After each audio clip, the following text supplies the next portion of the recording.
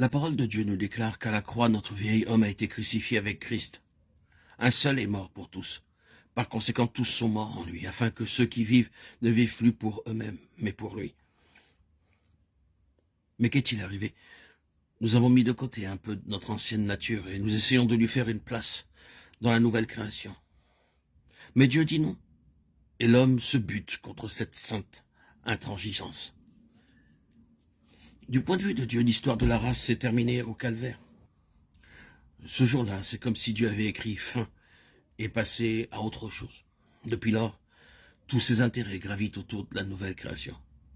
Mais il faut le comprendre, cette mort, en passant sur nous, a frappé nos capacités autant que nos infirmités. Elle a embrassé ce qu'il y a de plus beau dans notre nature, humainement parlant, comme ce qu'il y a de pire.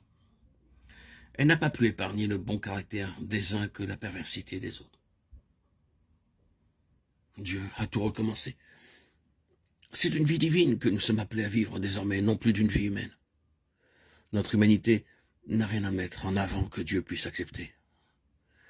Qu'un élément humain, quelconque préférence ou antipathie ou simple fantaisie, à plus forte raison une ambition, un intérêt personnel, parvienne à s'insinuer dans une œuvre de l'esprit, immédiatement tout l'organisme en sera affecté. C'est toujours l'homme, dans ce qu'il apporte de lui-même, qui frappe de paralysie l'œuvre de Dieu. Les plans divins pour notre vie se réaliseront jamais, tant que nous n'aurons pas compris que ce ne sont pas nos péchés seulement que Christ a cloués à la croix, mais notre personne. L'obstacle, la source de tous nos ennuis, c'est nous-mêmes. Mais alors, n'est-ce pas étrange que nous soyons si lents à accepter notre crucifixion avec Christ?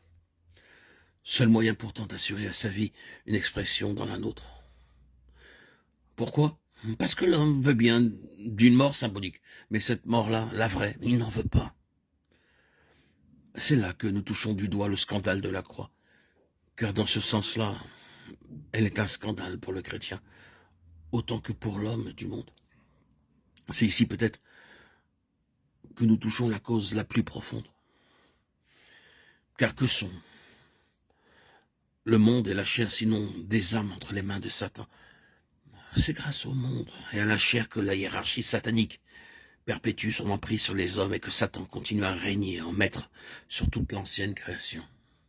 Or, en approchant de la croix, Christ a dit, maintenant le prince de ce monde va être jeté dehors. Considérant rétrospectivement l'œuvre du calvaire, Paul plus tard dira que par la croix, Christ a dépouillé les dominations et les autorités, et en triomphant d'elles, les a victorieusement données en spectacle. Il ne faut donc pas être surpris si la grande hiérarchie vaincue met tout en œuvre pour neutraliser les effets de la croix et frustrer le Seigneur Jésus des fruits de sa victoire.